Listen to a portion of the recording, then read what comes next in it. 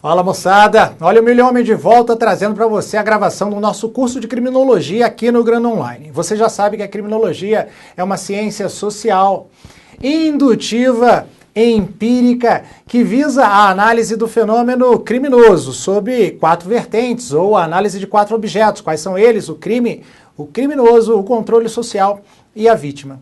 Nós já tivemos a oportunidade de analisar a questão do empirismo, da interdisciplinariedade, da criminologia, do método científico para se chegar às conclusões adotadas a partir do estudo do fenômeno criminológico, chamado método indutivo, e agora nós vamos falar especificamente a respeito dele, o delito, o crime. Então, joga aí na tela, Batata. Muito bem, olha o delito aí. A criminologia contempla o delito não só como um comportamento individual, mas como um problema social e comunitário. Venha cá, por gentileza, na 2, Batata. Bom, você sabe que o fenômeno criminológico, o crime, a infração, o comportamento desviante, ou como quer que se queira chamá-lo, ele é analisado sob o ponto de vista do infrator, sob o ponto de vista daquele que realiza a conduta proibida ou desviante, mas também sob o ponto de vista da análise de causalidade, ou seja, o que levou o infrator ao cometimento daquele delito, possibilitando-se, ora, a análise do corpo social no qual ele se encontra inserido, na comunidade na qual ele se encontra inserido, ou, eventualmente, até a falta dessa comunidade, e também fenômenos de natureza urbanística. Que coisa interessante, professor, a arquitetura tem influência na análise da prática criminosa? Com certeza, os estudos criminológicos, e isso não é preciso ser gênio para se saber, mostram que regiões com pouca iluminação pública são regiões que favorecem a prática de condutas criminosas.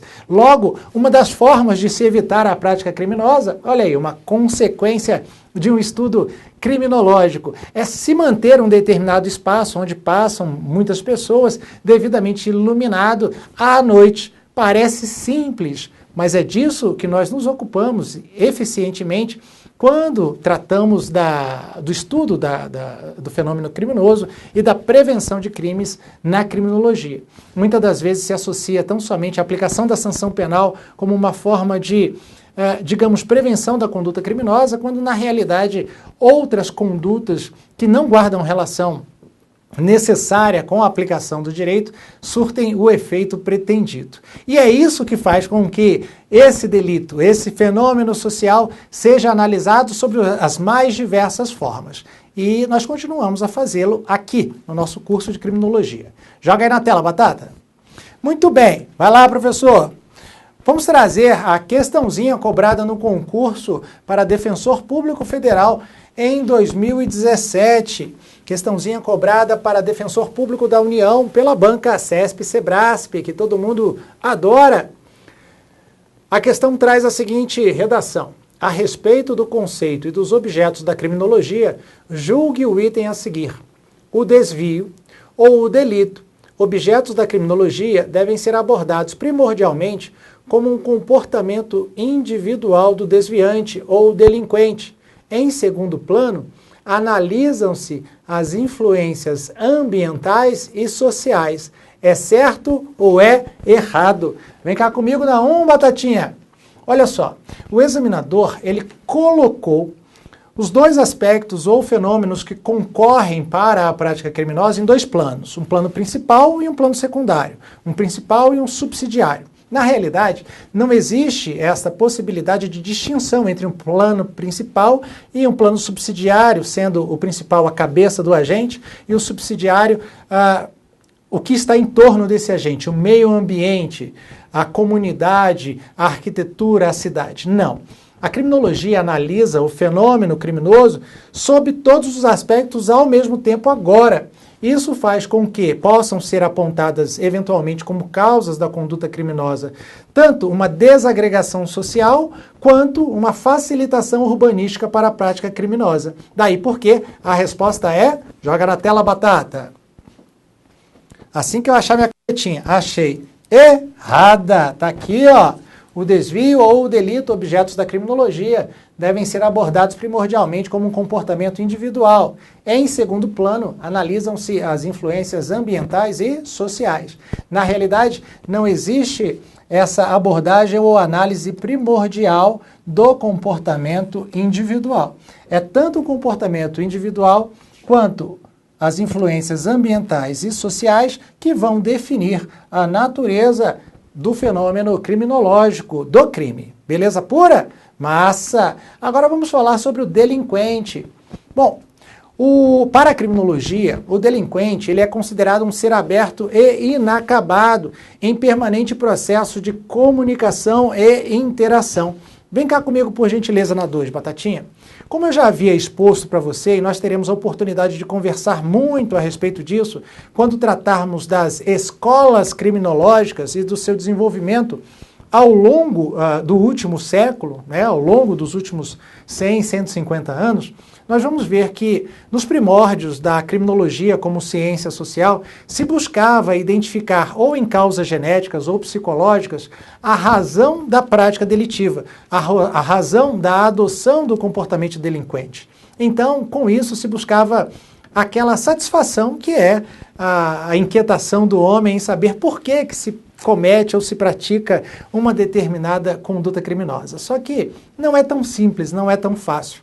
A identificação das causas concorrentes para a prática criminosa, elas se situam hoje, de acordo com o ramo predominante de análise criminológica deste fenômeno, nas relações sociais, na interação entre os cidadãos, na interação entre os membros da comunidade e na interação entre os membros da comunidade com as cidades, os grandes centros urbanos, onde dão vazão e desenvolvem a sua personalidade por completo.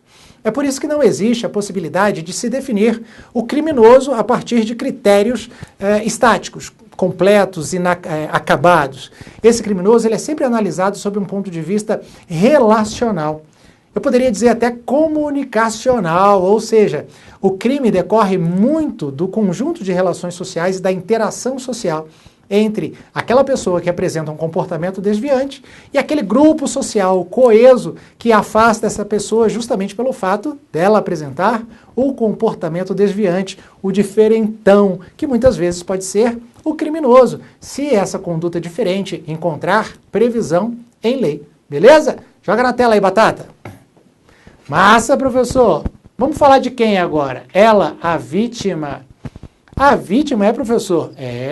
A vítima ela merece toda a nossa consideração para a explicação do fenômeno criminológico. Por quê? Olha só. A vítima ela não pode ser interpretada como um fator passivo e estático do drama delitivo, portanto irrelevante no iter criminis. Ela representa importante aspecto etiológico, explicativo, olha aí, ó, etiológico, explicativo do fenômeno criminoso. Vem cá comigo na 1, Batatinha. Você já sabe que o aspecto etiológico é aquele que guarda a relação com a causa da prática criminosa, com a causa do comportamento desviante. E se eu analiso a causa, eu posso explicar qual é a influência ou a importância da vítima para a prática da conduta delitiva. Como assim, professor?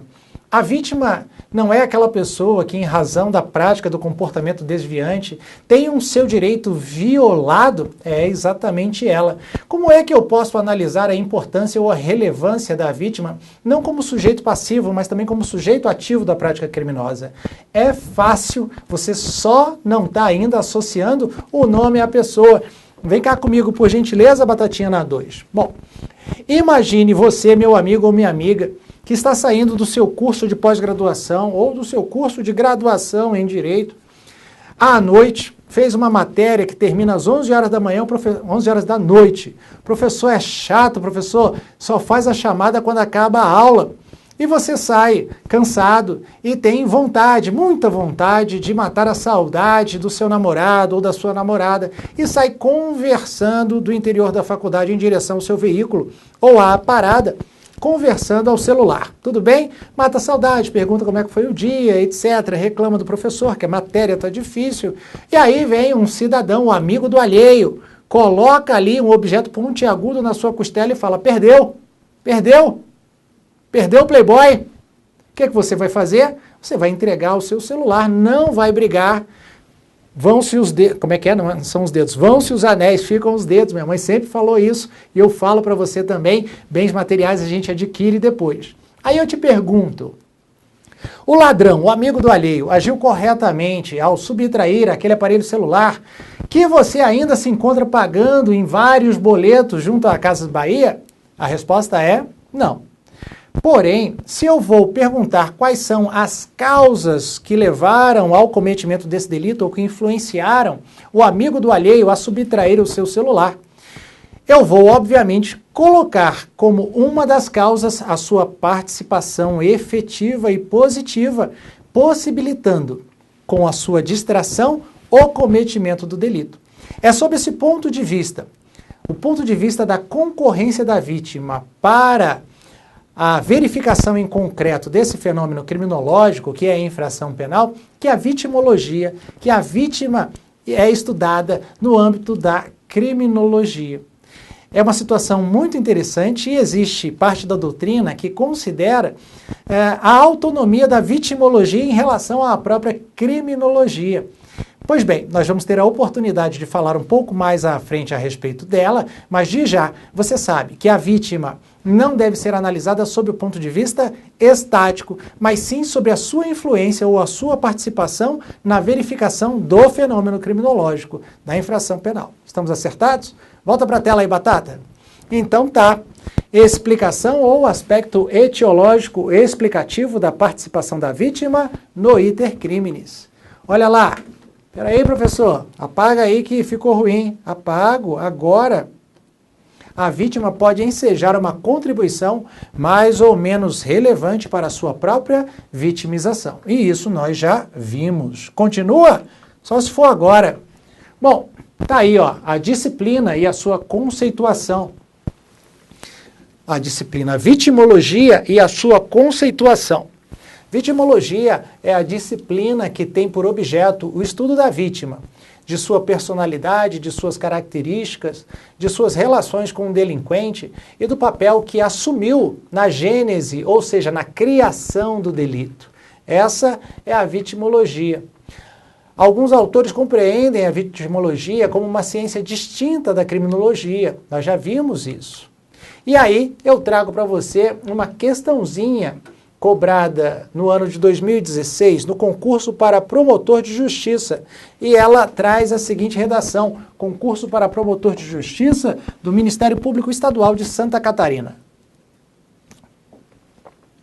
Enquanto a criminologia pode ser identificada como a ciência que se dedica ao estudo do crime, do criminoso e dos fatores da criminalidade, a vitimologia tem por objeto o estudo da vítima e de suas peculiaridades, sendo considerada por alguns autores como ciência autônoma. É certo ou é errado? Você, como vem acompanhando essa nossa conversa, sabe que a resposta é certo. Vem cá comigo na 1, por gentileza, Batatinha. Portanto, a vitimologia, este ramo da criminologia, ramo autônomo da criminologia, que analisa a influência da vítima para a prática criminosa, tem os mesmos atributos e as mesmas características da criminologia, obviamente, por dela se tratar um ramo. É, portanto, uma ciência causal explicativa e empírica de observação que visa a explicar a causa do crime, ou uma das causas possíveis do crime, no comportamento da vítima. Legal, né? Pois é. Volta aí para a tela, Batata. E agora, hein, professor? Agora a gente segue a nossa conversa para falar sobre prevenção vitimária. Que é isso, professor? Anota, prevenção vitimária. O que é a prevenção vitimária? É a possibilidade de se prevenir a delinquência incidindo-se no comportamento da vítima. Essa é a chamada prevenção vitimária. Vem cá na 2, Batatinha. Se cair na sua prova, você já sabe. Prevenção vitimária é a possibilidade de prevenção da verificação do fenômeno criminoso a partir da incidência no comportamento da vítima.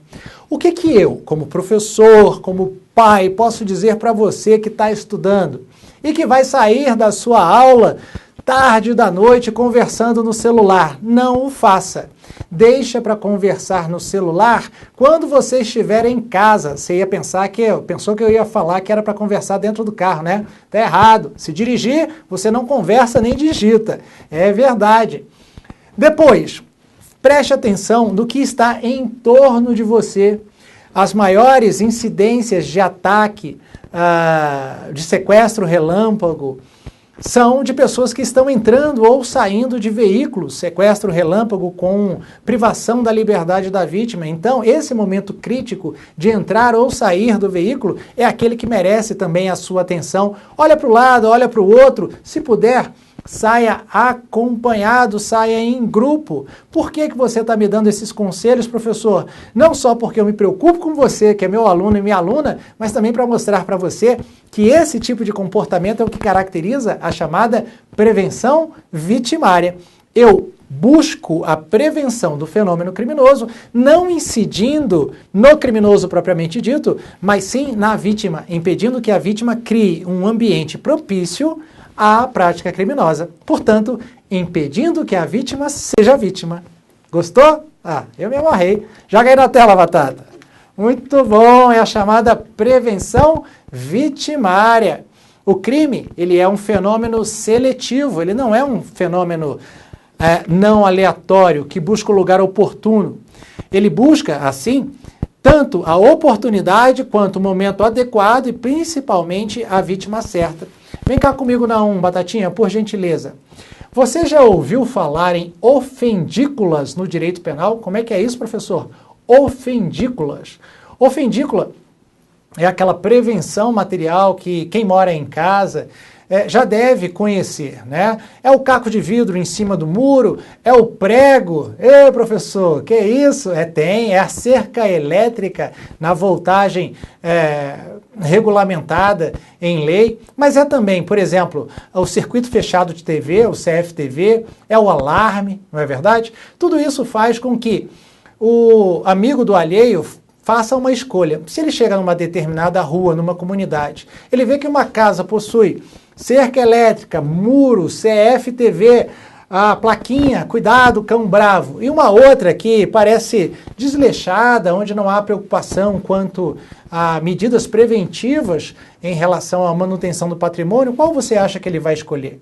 É óbvio que o amigo do alheio vai escolher aquela que dá o menor trabalho.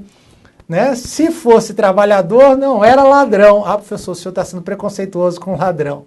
Então, o ladrão ele é preguiçoso, ele vai onde dá menos trabalho, onde ele tem a melhor chance de obter sucesso com a sua empreitada criminosa. Assim, dessa maneira eu mostro para você que a prevenção vitimária fez com que aquele que implantou o CFTV, a cerca, a placa do cão bravo, evitasse ser vítima de um crime contra o patrimônio, enquanto aquele outro que, por omissão, não tomou as medidas úteis e eficazes, obviamente, atraiu para si a atenção do ladrão. Eu estou falando de prevenção vitimária. Beleza pura? Joga aí na tela, Batata.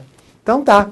Crime como fenômeno seletivo, não aleatório, que busca o lugar oportuno, o momento adequado e, principalmente, a vítima certa. Muito bem.